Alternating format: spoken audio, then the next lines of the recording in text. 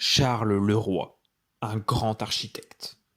Né à Lille en 1816, il fait des études à l'école des beaux-arts de Lille. Sa spécialité, les édifices religieux, et dans un style bien précis, celui du néo-gothique. Il s'inspire pleinement des édifices gothiques du Moyen Âge à une époque, le XIXe siècle, où cette époque revient à la mode. On pense bien sûr au roman Notre-Dame de Paris, écrit par Victor Hugo, qui remet cette époque en avant.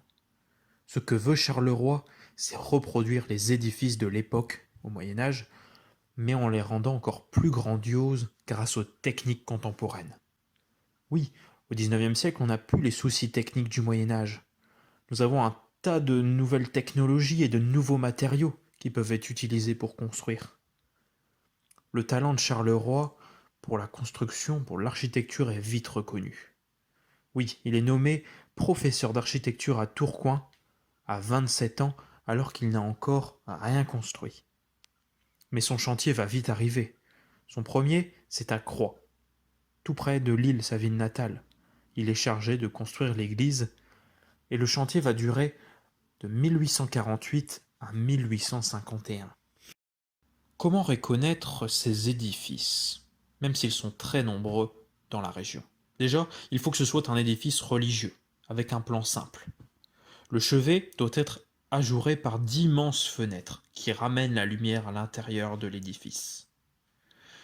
Le clocher doit comporter une immense flèche qui rappelle les grandes cathédrales. Et comme Charleroi construit cet édifice principalement dans le nord, les matériaux sont eux aussi du nord. La pierre de Soigny pour les colonnes, les briques, même si elles sont souvent cachées. À l'intérieur de ces édifices, on est impressionné par la présence de la lumière, qui rappelle vraiment les grandes cathédrales en gothique rayonnant. Il travaille pour cela avec le maître verrier Auxerre de Lille, qui réalise des magnifiques vitraux pour orner ses constructions. Au total, Charleroi réalise pas moins de 35 églises, et principalement autour de Lille. Et surtout, il dirige la construction d'une cathédrale. Pourtant, il est inconnu du grand public. Mais on le croise partout, même au quotidien pour les Lillois. Pour en citer quelques-uns, par où commencer? Bien sûr, son premier chantier, Saint-Martin-de-Croix, Saint-Martin-de-Roubaix, Saint-Maurice à Lille, Saint-Christophe à Tourcoing, Saint-Va à Vambrechy, et bien d'autres encore. Vous l'aurez compris, Charles Leroy est un architecte du néo-gothique. Il en veut partout, jusqu'en dans le décor, extérieur comme intérieur. Rien n'est laissé au hasard pour donner l'impression que l'on est dans une église du Moyen Âge.